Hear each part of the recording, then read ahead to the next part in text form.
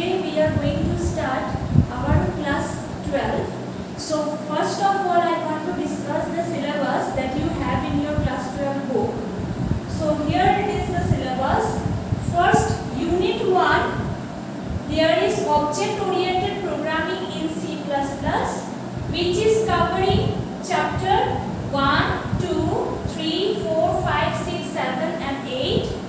Then unit 2 is data structure, which is covering chapters 9 and 10. Unit 3 is about database management system and SQL, which is covering chapter 11 and 12. Unit 4 is about Boolean algebra, which is covering only one chapter, that is chapter number 13. Unit 5 is communication technologies, which is covering chapter number 14. Okay, here this is a mark distribution given. Unit 1 is covering 30 marks for your theory purpose. Here the total marks is 70. I am not talking about the practical purpose. This is for theory. First unit covers 30 marks. That is, from 8 chapters you will get 30 marks question in theory exam.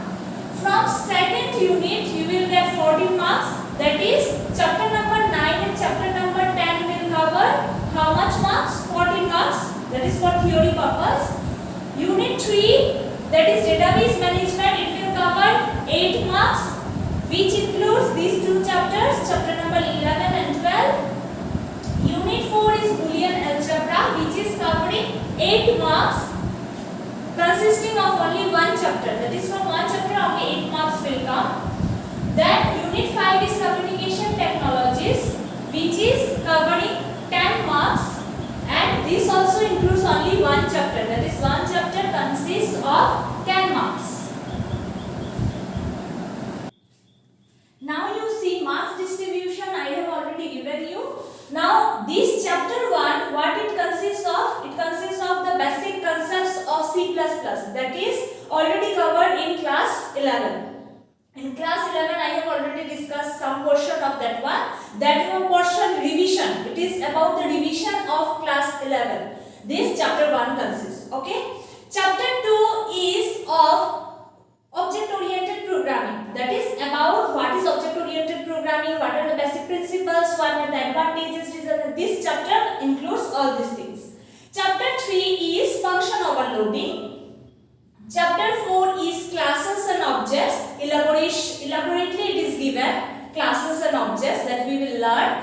Chapter 5 is about constructor and destructor. This is also elaborately in this chapter it is discussed about what is constructor, what is destructor, what are the different properties of constructors and destructors, then what are the programs that we can build using constructor, destructor. Then chapter 6 includes inheritance. Different levels, what are the levels of inheritances, all these are covered inside this chapter. Chapter number 7 is data and file handling. Chapter number 8 is pointers. Now you see, we will first cover these 6 chapters. Okay, first of all we will cover these 6 chapters. Chapter 7, 8, 9, 10 we will discuss later on, because last year the board has omitted many of the things from these chapters, chapter number 7, then many of the things were omitted. So this year I don't know what they will decide. So that's why these chapters are kept for later purpose. I will discuss first these 6 chapters, then I will move to second book. You are having 2 books. First book is having these 10 chapters. Then second volume is having chapter 11, 12, 13 and 14. So after covering these 6 chapters, I will move to second volume. Okay, that is chapter 11, 12, 13, 14. And after finishing this second volume, I will again come to first volume and I will cover the rest of the part. Okay. So here after chapter 6, chapter 7 is data file handling, chapter 8 is pointer. Then unit 2 comes data structure, where there is chapter 9. Chapter 9 means array, and chapter 10 is about linked list, stats queues. Okay. Then second volume, here the first volume ends. Then second volume comes. Second volume is having database management system. First chapter is having the basic concepts of database, why we need database, how we use the database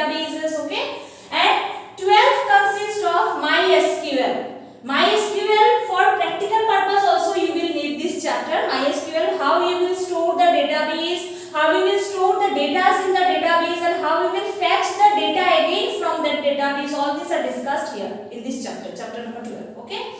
And then unit 4 is Boolean algebra, which is having chapter number 13. So Boolean algebra, it is a new chapter. You have not got it earlier. It is about logic gates. Then we will discuss many things in Boolean algebra. You will see. Then communication technologies. These are having about the various types of networks. How we use the networks, different types of networking protocols. Then communication channels. How we communicate among each other. All these are discussed in this chapter. This chapter is a bit long. But in this chapter, all the things are covered. That is LAN, MAN, WAN. That is different types of networks. Then different types of communication channels. What we use. Then there is different types of networking protocols. How the network works. All these are covered in this unit 5. And this unit 5 is also having very much marks. That is 10 marks. This unit is covering 10 marks. Only one chapter is covering 10 marks. So you have to read this carefully. Okay. So I will start from chapter 1. Chapter 1 is basically revision. The revision of class 11. So I will start from chapter 1. Then after completing chapter 6, I will move to second volume. So there are 2 books. So first book is having 10 chapters and second book is having these 4 chapters. So after completing these 6 chapters of first book, I will move to volume 2. Okay. So we will discuss chapter 1 now. So now we are discussing chapter 1. Our chapter 1 is what? C++ revision 2. That is, we have basically covered this in class 11. I have already discussed it. So these 11 things we are doing revision here and nothing else. Okay. So first, what are the C++ basics? First that comes in C++ is C++ character set. Okay. This character set includes what? Letters, digits, special symbol, white spaces, other characters. Okay. So letter means capital A to Z or small a to Z. These are all included because these are the basic things. When we will learn a sentence, before learning a sentence or a particular word, what we learn? We basically learn the alphabets. Before going to words and sentences, we learn the alphabets. So this one is also C++'s basic things that we have to learn before going to C++ programs. So these are letters. Digits includes numbers from 0 to 9. Special symbols means star, hash, @ ampersand. All these things are special characters which are there in the keyboard. Okay. White spaces means blank spaces, tab, then new line. New line means what? Enter button. So all these are what? White spaces. And other characters means the ASCII characters. ASCII is having 256 characters. So all these characters, there are different ASCII value for these 256 characters. So all these are included under these other characters. Okay. So these are the C++ character set. This is the basic building block. Then comes the tokens. Second one is tokens. What are tokens? Tokens are the smallest individual unit of a C++ program. What is the smallest individual unit in C++ program? This is tokens. And the tokens are again divided into different parts. So what are the parts? Keywords, identifiers, literals, punctuators and operators. What is keywords?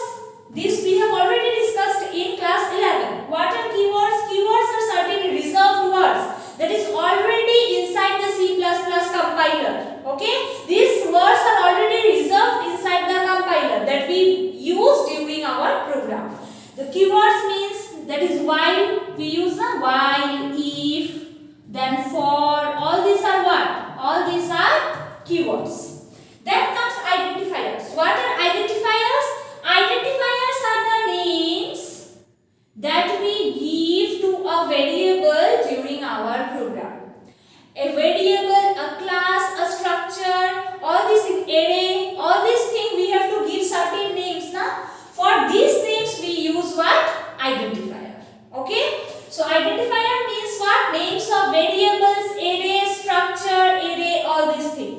and we have already discussed that identifiers are having some rules that we have to follow while we write our program. That is identifiers. What were the rules?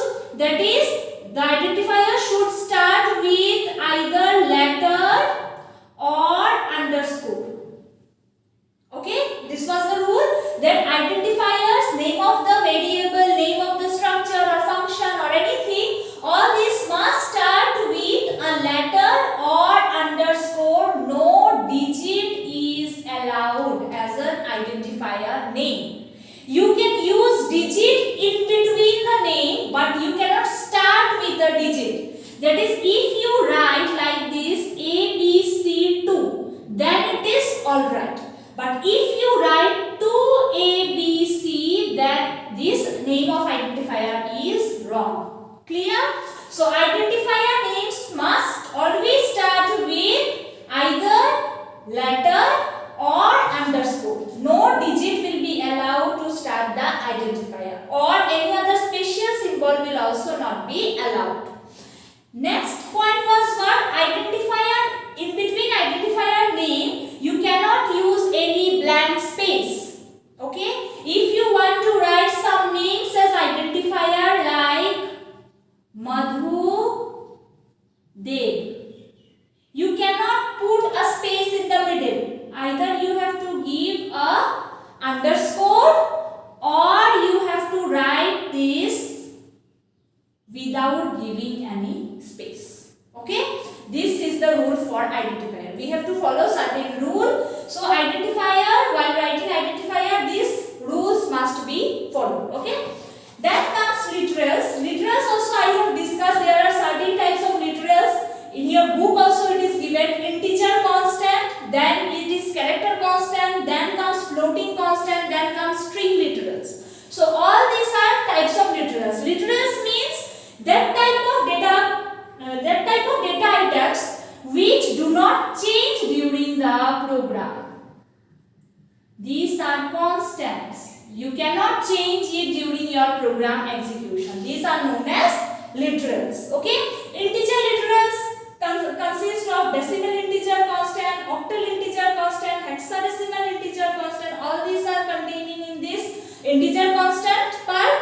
This I have discussed in class 11. I am not discussing elaborately again. Then character constant. Character constant means what? Character constant comes under this literals type, and character constant is having what? Escape sequence. Escape sequence I have discussed earlier. Do you remember that one? Escape sequence means any character which is preceded by a backslash. That is backslash n. What this backslash n denotes? New line. Then backslash t. What this backslash t denotes? Tab. Then backslash quotation. If you want to give any quotation value, then you have to give like this after giving backslash. So these are what? These are escape sequence. These escape sequence are non-graphic characters. These are certain non-graphic characters that are used in the program. Okay? Then comes your this is character constant. Then comes floating point constant. Floating point constant means 0.17. Then there may be a long decimal also. Okay? These values are floating point values. Then inside the literals, what is there? These are the character constant, then floating point constant done. Then comes the string literals. What are string literals? String literals means when we put certain type of string inside double quotation. So this denotes what? This denotes string literals. I have discussed earlier. I think you will remember this one. And I have also discussed that the difference between the string and character. What I have told you earlier, difference between character and string. When we denote character, then we denote it using a single quotation. And when we want to denote a string, we denote it using double quotation. String means combination of characters. And character means a single character. Another difference is that the occupation of memory. How much memory both the data items occupy.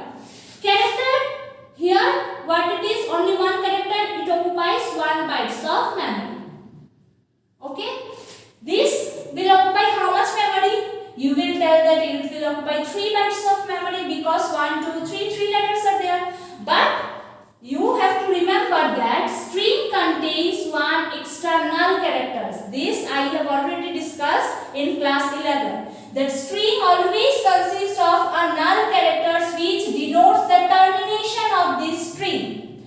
Why we give one null character? We don't give this null character when it is stored in the memory. It is the OS automatically assigns this null value to this one. Why? Because we know that character always contains single value. But string, it is not necessary that it will be 3 values or 4 values or 5 values. String may contain any number of values. So in order to give the termination symbol or in order to terminate a string value, this null character is used. Means what? This null character denotes that your string has been terminated. Means your string has ended here. Clear? When this string will be stored inside memory, it will be stored like this: A, B, C and null character. This null denotes what? Your string has ended here. It is not having any other values. Okay? So, how much memory it is occupying? It is occupying 4 bytes of memory. Okay? So, always remember, if there is a string value given and there is a question that how many memory space will it occupy, always you will add the size of the string. Always you will add the size of the string plus 1. This 1 you will add to this size of the string, because this 1 denotes this null character. Clear? Now you see our next topic is data handling. Data handling means how we handle the data. What are the different data types that we use in the C++. So here the C++ data types are broadly classified into 2 categories. What are the categories? First category is fundamental data types. Second category is derived data type. Fundamental data types means these are the atomic data types. Atomic means what? These are constituted by itself. No other data types are used to constitute this type of data. And what is meant by derived data type? Derived data type means these data types are constituted by the help of fundamental data types. Means with the help of fundamental data types we use the derived data types. So fundamental data types, what are the different fundamental data types? Character, char, int, float, double, void. Character we know we use for character value, for storing character values. Then integer we use for storing integer values. Float means for storing the floating point values, decimal values. Double means for storing the values that are having floating point values of double length. Means if there is certain value like 87.1416184497814. So this is very long value. So if we consider this one, if we use this as floating point data type, then precisely this will not give us the result. This will sum up this value up to 3 or 4 places of decimal and it will give an approximate result. For precise result we use the double value. That is, if my floating point value is more. Like if we use the pi value. What we write pi value is 3.14. But what is this 3.14? This 3.14 is the approximate value, not the precise value.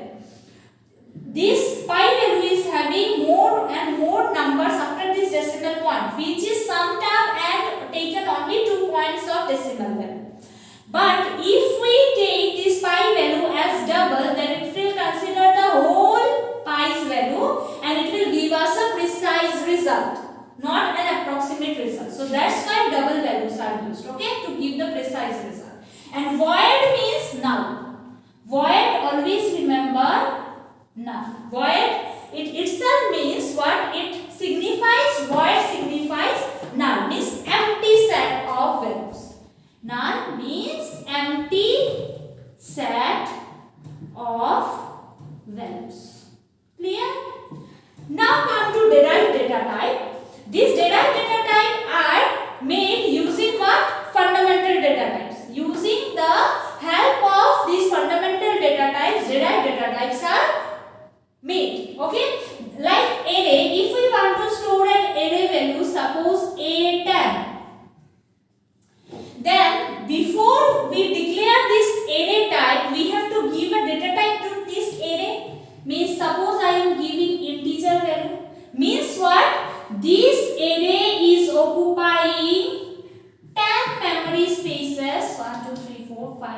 7, 8, 9, 10. This array is occupying 10 memory spaces, and the values that will be stored inside this array all will be having integer values. All will be integer values. If you store one floating point value, then error will be displayed. Clear? So that's why before storing an array value or before declaring an array value, we have to declare its data type. So this array we are making how? With the help of this fundamental data type. That's why this name has come. Derived means we are deriving some properties of fundamental data types to define this derived data type. Clear? So this is array. Then there are lots of different other derived data types like the functions, pointers, references, constant, classes, structures, unions, and enumeration. Now these are all derived data types, but these four are derived data types, but these are user defined. These are user defined derived data types. This thing you remember, okay? User defined derived data type means these are defined by the user, and all these are inbuilt derived data types. Okay, all these are what? Inbuilt derived data types. These things, and these four are what? User defined derived data types. Clear? So now you see here in the book, in page number 7, it is given your integer types. Integer types, you are having this table. This I have already discussed you in class 11. This table is very important. That is, what are the different sizes in byte. This is not required. This range is not required, but this size is very important. This may come as a 1 mark question. That is, what is the size of long? What is the size of integer data type? So this is very important. You have to learn this one. Okay. This is for integer. Then comes your character. Character stores 1 bytes. Okay. Then floating point. Float stores 4 bytes of. What is the size of float? 4 bytes.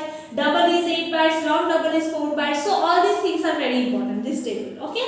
Now you come to derived data types. Derived data types. First one is array. Now what is array? I have already discussed here. What is array? Okay. Array means collection of what? Array I have discussed in class 11. Array means collection of similar data types. No dissimilar data type will be allowed in an array. Means when we use an array, suppose int a5, means what? This array will store 5 memory spaces, and all these memory spaces will include integer value. No other value will be allowed. So array is what? Array means collection of similar data elements or similar data types. This one is array. Next comes what? Function. Function means a named part of a program. Named part of a program which can be invoked. Which can be invoked from anywhere in the program. Function also we have discussed. That function is a named part. We give a name to a function. We define a function, and at the time when we need that function, we will simply call that function by the function name. You remember that program we have done using the cube, then int. Here we have defined the function, and then in the main part of the program we have just called the function like this. Means what? This function will, this is the main program, and after the main program, here the function is defined like this: int cube, int a,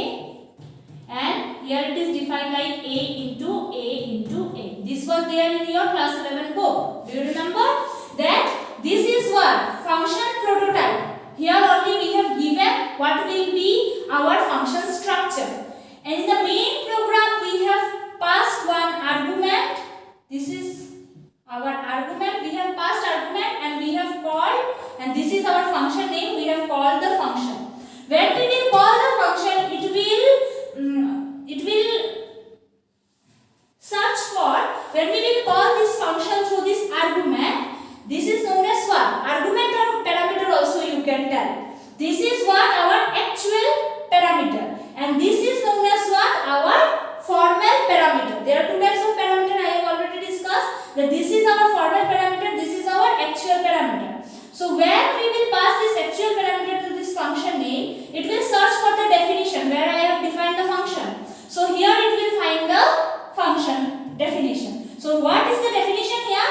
That is, this 5 will be passed to this a value, and here it will go 5 into 5 into 5, and then it will return the value.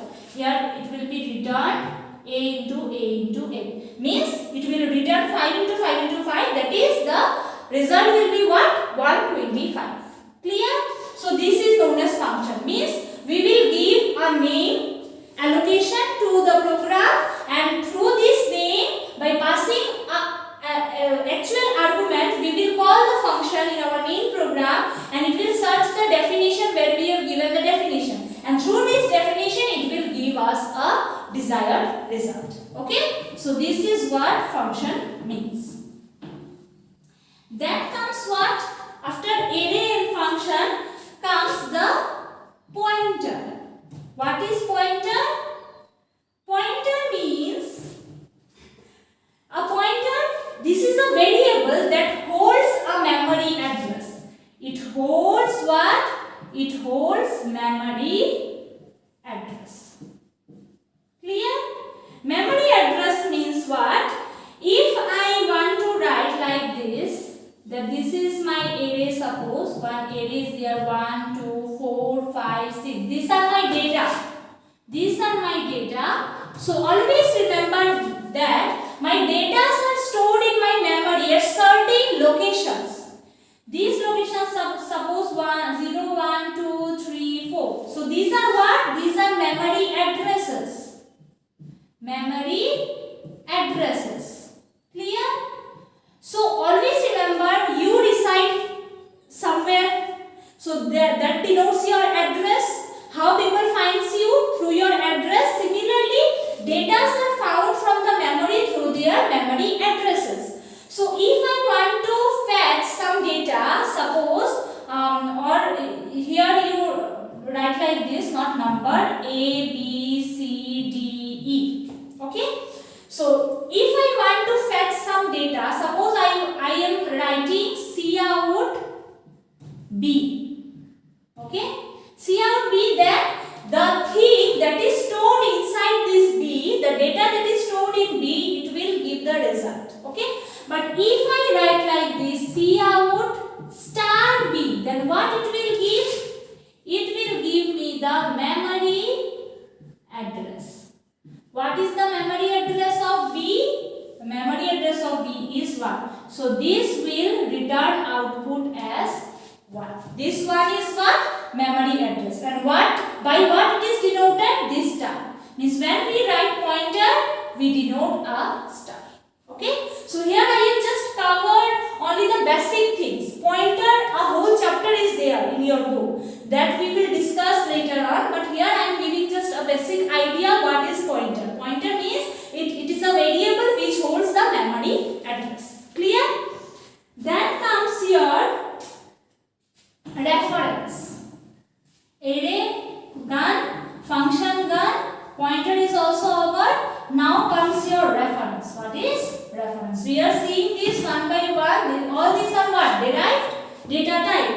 So now comes reference. Reference means alias. Always remember, reference means alias for a previously defined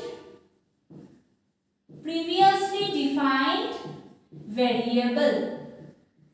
Alias means another name. Means previously you have defined the variable with some other name. Now you are giving a reference name, means you are giving another name to that variable. Suppose we human being, we are also having 2-3 names. One name is the alias of the other. So likewise reference means the alias of a previously defined variable. Like if you give a variable name like int a, okay, and always remember that reference is always reference always consists of this ampersand symbol. Means reference by ampersand symbol we denote what? Reference. Okay. So I have declared here int a. Now I am telling that I have declared another variable int var. And what I am doing? And var equal to a. What this means? This means this a is nothing but ampersand var. Both these things are same. One is the alias of other and nothing else. So this is known as reference. Clear?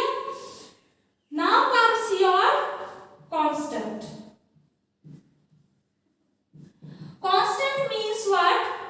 Constant means that we use a keyword const before a data type. In constant we use a keyword const before declaring the data type, which denotes that in the whole program this value will never change. This value will remain same. That is, if I declare that const int n equal to 5, what it means? In the whole program, wherever there is this n variable, this n variable will always be having this value 5 because of this constant data type. Clear? Because we have defined this n as constant integer type, so wherever there will be n in this program, so all this n will be having what value? 5. Clear? So I think it is clear to you all that different types of what are the different data types. This we have discussed only the derived data types, and in the next day we will discuss the user defined data types. What were our user defined data types? First was class, then was structure, then union, then enumeration. These are what? These are user defined derived data types. All these things that we have discussed, reference, constant, arrays, pointers, all these are built in derived data types, and these are user defined derived data types. Okay, this we will discuss in the next